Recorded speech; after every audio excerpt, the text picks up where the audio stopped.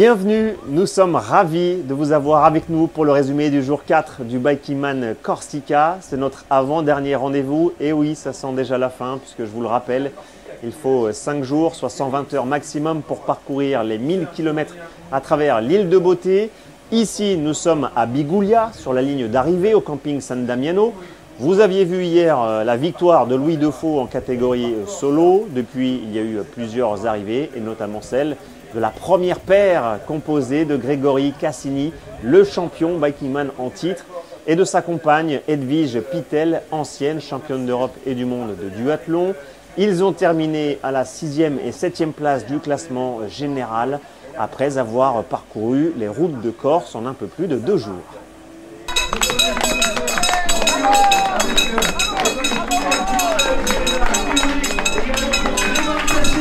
Le finisher en duo de ce Bikingman numéro 8 Corsica. Bravo. Bien fait. Ça va? Très bien. Comment ça va? C'est la forme? Vous avez l'air bien, vous avez l'air souriant. Ça va aller? Vous n'avez pas l'air trop crevé, contrairement à tout ce que vous avez pu vivre au début. C'est ça, vous avez cumulé les crevaisons au départ, il me semble? Alors avant le départ, juste après le départ, mais comme ça on a tout fait. Puis après il n'y avait plus qu'à rouler. Avec des mains d'Axel carrément à l'instant. Elle est symbolique celle-là. Soit vous qui la remporté. Le diplôme qui vient de tomber. J'en suis fier, vraiment. Bravo. Allez, encore des applaudissements s'il vous plaît. Vous attendez débarrasser? Ah là ouais, les deux dernières bosses qu'Axel a concoctées, elles sont absolument terribles en termes de difficulté à franchir. En plus sur la fin avec la fatigue, où on se dit ça y est, je sais pas ce qui est arrivé et tu passes 1 heure pour faire 6 bornes, enfin c'est l'enfer total. Ah, moi c'était plaisant, hein. Pour moi je trouve qu'on s'est bien trouvé sur le fonctionnement du duo, sur les allures, les stops et tout, on était assez raccord hein, finalement sur ce que l'autre attendait. Et moi, ça m'a permis de découvrir une autre ambiance, de le faire en duo par rapport à le faire en solo. C'est difficilement descriptible, mais les deux sont assez sympas. Pour peu que le duo, tu t'entendes bien avec ton duo, tout dur évidemment.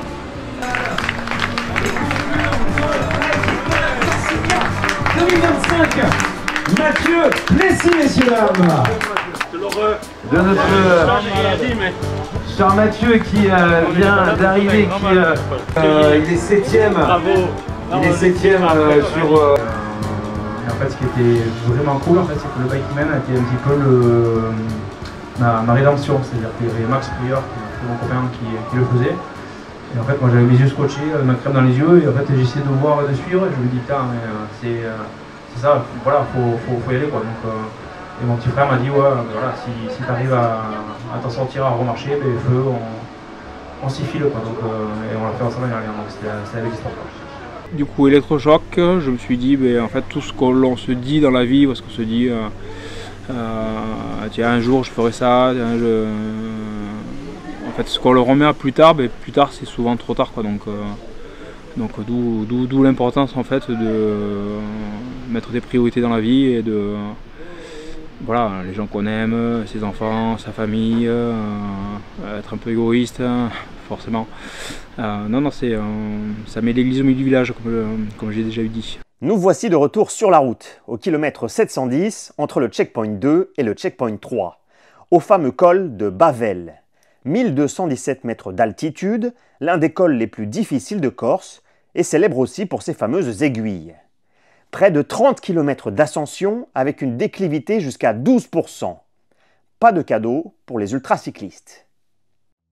Je pense qu'on est bon dans la non-préparation. On a investi peu de temps pour ce Bikingman, quoi. Du coup, on en chie bien. Je m'attendais pas à ça. Quand on dit que l'île, elle s'appelle l'île de Beauté, franchement, on va pas sur tout est magnifique.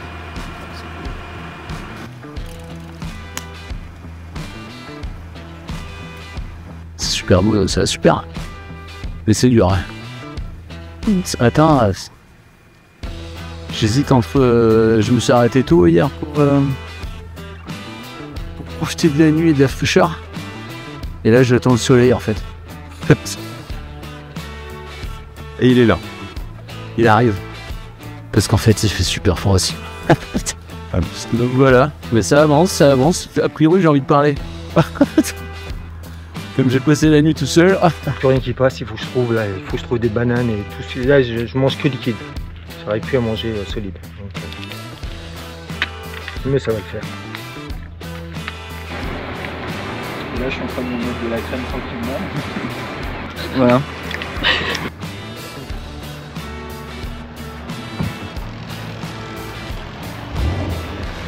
Everything is fine. You enjoy it? Yeah, from time to time. Bavella is very hard. Steep and long. Yeah, it gets you to the limits. Especially after 3 days. We choose this. Une belle descente pour récupérer et c'est l'enchaînement immédiat avec le col de la Vacchia au kilomètre 748. Il est moins long que le col de Bavel, moins haut aussi à 1195 mètres d'altitude. On y retrouve le groupe en fond de peloton qui bataille pour être dans les temps à l'arrivée. Bah oui, du coup avec toutes ces crevaisons, on a beaucoup de repos et du coup on prend du plaisir sur le vélo, mais normalement on arrive ce soir. Ah bah on est content de l'atteindre celui-là. Il était long. Merci beaucoup. C'est l'anniversaire de mon fils aujourd'hui, j'aurais voulu arriver avant minuit, mais ça on pourra pas. Donc j'y crois, mais j'y crois pas.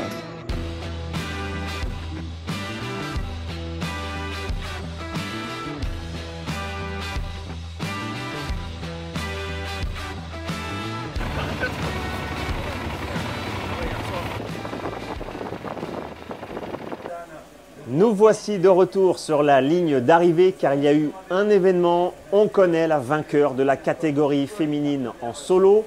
Il s'agit de Diane Servetaz. Elle a 28 ans. Elle s'est mise au vélo il y a 3 ans seulement et elle a relevé le défi haut la main du Bikeman Corsica. Elle a terminé dans le top 30 du classement général pour sa première participation après 3 jours et 38 minutes sur le vélo durant les 1000 km du parcours en totale autonomie.